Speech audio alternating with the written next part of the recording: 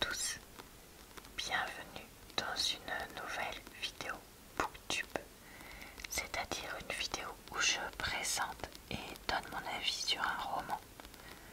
Aujourd'hui, nous allons regarder ensemble le roman Des Matins Heureux de Sophie Talmen.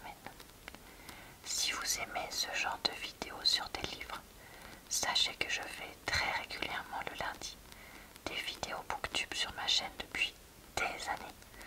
Donc vous retrouverez en barre d'informations, commentaires épinglés et dans ma playlist Booktube le lien vers plein d'autres vidéos de ce type que j'ai déjà faites. À chaque fois, je commence par lire le résumé du livre, puis lire quelques pages avec vous avant de vous donner mon avis. Donc nous allons commencer cette vidéo par la lecture du résumé. Dans le quartier du Montparnasse, on ne dit pas de Montparnasse, à Paris, Elsa, Marie et Guillaume se croisent sans le savoir. Si le jour, leur quotidien les éloigne, la nuit, tous trois affrontent une même peur de la nuit. Elsa se réfugie dans le bus pour éviter la violence de la rue. Marie, qui vient de quitter Brest, multiplie les gardes à l'hôpital pour combler son vide sentimental. Et Guillaume retarde la fermeture de son bar afin de fuir la solitude. C'est au détour d'un lavomatique, d'un Irish pub ou par le biais d'une annonce sur le Bon Coin qu'ils finiront par se trouver. Mais parviendront-ils ensemble à aller jusqu'au bout de leur nuit, à se reconstruire? Bon, alors déjà, ça faudra me dire si c'est une faute ou pas, parce que ça me surprend quand même beaucoup. Et je trouve que ce résumé est vraiment très très moyen, encore une fois. Mais après, moi il m'a donné envie de lire le roman parce que je me suis dit tiens, ça me fera une petite lecture estivale légère pour les vacances, puisque c'est un roman que j'avais emmené avec moi en vacances, en y faisant bien sûr très attention puisque c'est un roman de la bibliothèque. Mais voilà, j'avais vraiment envie de quelque chose de léger et de frais, et le résumé me laissait entrevoir ça. Pas besoin d'ouvrir les yeux. Elsa connaissait le trajet par cœur. Tournant en ligne droite, feu total, voie de bus qui rendait la conduite plus fluide. Elle savait que tant qu'elle serait en mouvement, tout se passerait bien. Chez elle, les secousses avaient quelque chose d'apaisant, comme le murmure des bruits environnants qui s'animaient ou s'éteignaient en arrière-fond. À croire que, par réflexe de survie, son ouïe s'était développée. En ce moment, elle discernait parfaitement, trois rangées derrière elle, les ronflements de l'homme ivre dont le crâne venait régulièrement cogner contre la vitre, les baisers passionnés du jeune couple à sa droite, les éclats de rire et les chants du groupe d'étudiants au dernier rang. Si elle avait pu retarder leur descente, elle les aurait gardés toute la nuit autour d'elle. Grâce à eux, elle se sentait moins seule, moins décalée. Grâce à eux, elle s'inventait une raison de ne pas dormir dans un lit. Mais ce qui la rassurait plus que tout le reste, c'était le bruit de fond, le roulement continu des pneus sur le bitume, le soupir des portes qui s'ouvrent et se referment, le frottement des mains sur le volant. Un peu comme le battement cardiaque qui prouve qu'on est encore en vie. Cet autobus, elle ne le considérait pas comme un simple moyen de transport. Elsa savait qu'il ne l'emmènerait nulle part, qu'elle descendrait à l'endroit même où elle était montée, qu'elle n'avait pas de temps à gagner. Ce noctilien, c'était son rempart contre la nuit, le froid, la menace. C'était devenu son refuge. L'astuce lui avait été donnée 3 semaines auparavant, à la soupe populaire où elle s'était rendue pour la première fois. gérants de l'auberge de jeunesse venait de réaliser qu'elle n'avait plus de quoi les payer. Son dernier vrai repas remontait à plusieurs jours. Elle se sentait si faible qu'elle n'arrivait plus à réfléchir. Une sensation de flottement qui rendait la situation irréelle.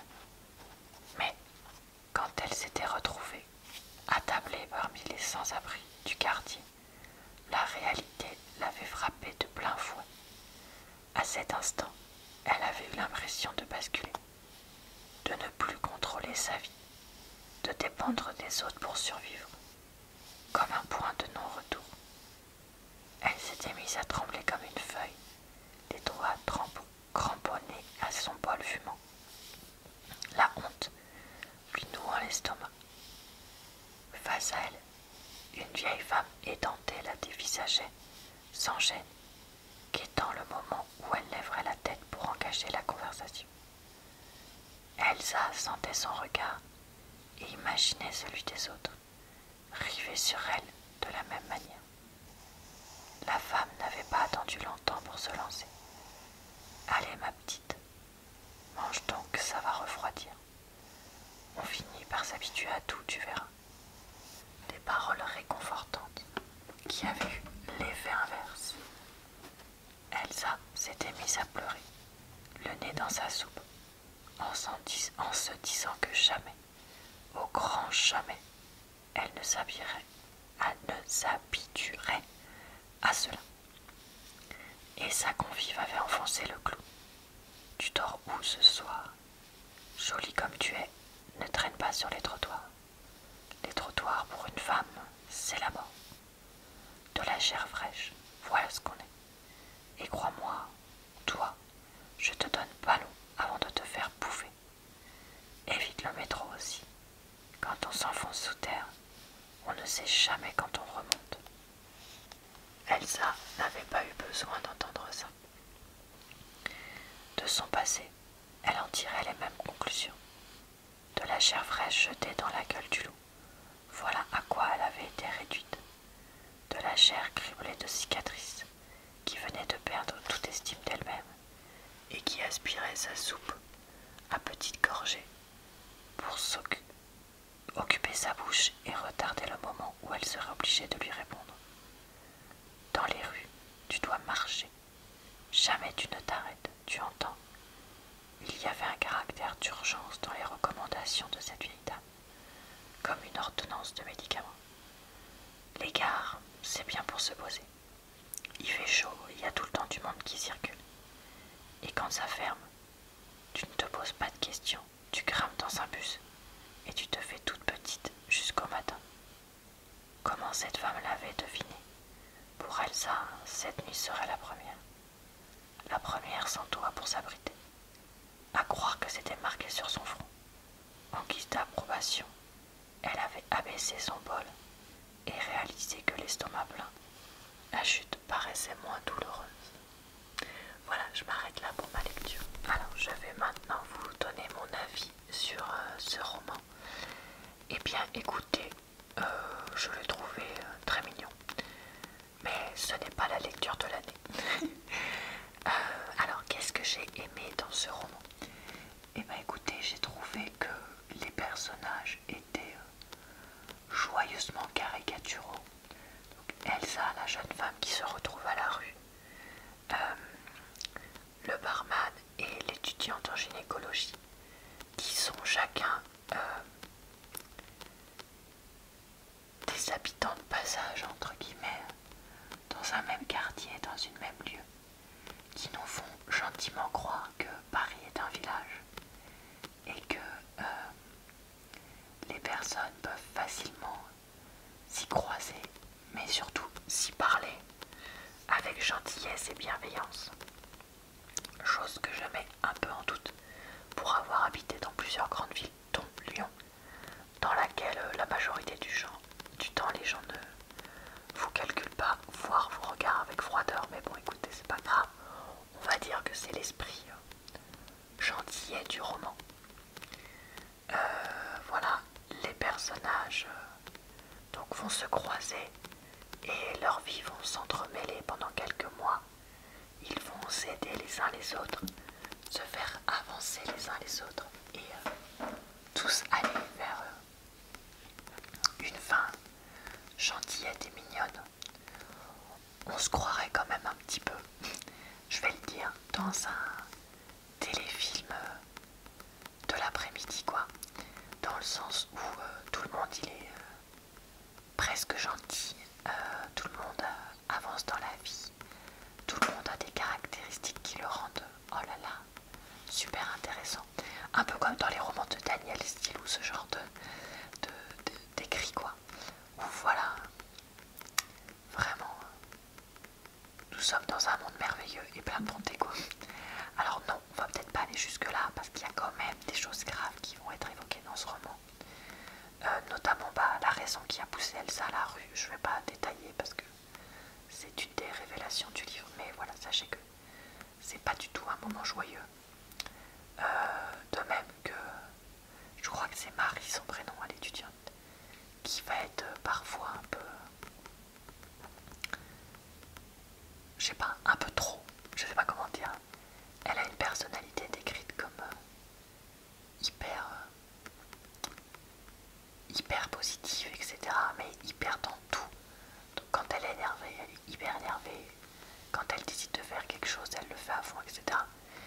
Et de temps en temps, on nous évoque quand même que ça peut être un peu pas toujours évident, même si ça nous est présenté comme une méga force de caractère, etc. Et enfin, il y a le barman, je crois que c'est Guillaume. Pareil, j'ai un doute, hein, je suis désolée sur les prénoms si je dis n'importe quoi. Qui lui va nous être présenté comme l'homme blessé de la vie, le rocker un peu, voilà, au grand cœur. Mais je trouve que il est vraiment écrit trop d'un point de vue féminin. Je sais pas, je me retrouve pas. J'ai pas l'impression de lire quelque chose d'un point de vue masculin dans son histoire à lui. Alors, donc, le point positif du roman, c'est que c'est très gentillet, mignon et léger, et donc ça se lit parfaitement en vacances. Le point négatif du roman, c'est, comme je disais, que c'est vraiment caricatural et ça manque clairement de profondeur. Et du coup, si vous cherchez de la grande littérature, clairement, ce n'est pas du tout un roman fait pour vous. Voilà. Après, pour faire comme moi, une lecture de vacances ou une lecture à n'importe quel moment de l'année, mais pour se relaxer et se divertir quand on a un petit coup de mou, parce que c'est vrai que moi je l'ai lu quand j'avais un coup de mou, et des fois ça fait du bien, donc je ne jetterai la pierre à personne de l'avoir lu, parce que déjà moi je l'ai fait, et deux, je comprends tout à fait pourquoi des fois ce genre de roman ça peut être aussi un peu une bouffée d'air frais, si je peux dire ça comme ça. Voilà, et écoutez, je crois que c'est tout pour mon avis de ce jour. J'espère que cette vidéo vous a plu, diverti et relaxé. Je vous retrouve très bientôt le lundi pour une nouvelle vidéo Booktube, et d'ici là, tous les jours ou presque sur ma chaîne pour d'autres types de vidéos. Je vous retrouve aussi sur ma chaîne secondaire pour des vidéos sans chuchotement si ça vous intéresse. Je vous souhaite donc une bonne soirée, une bonne nuit ou une bonne journée. Et je vous dis à très bientôt dans une prochaine vidéo.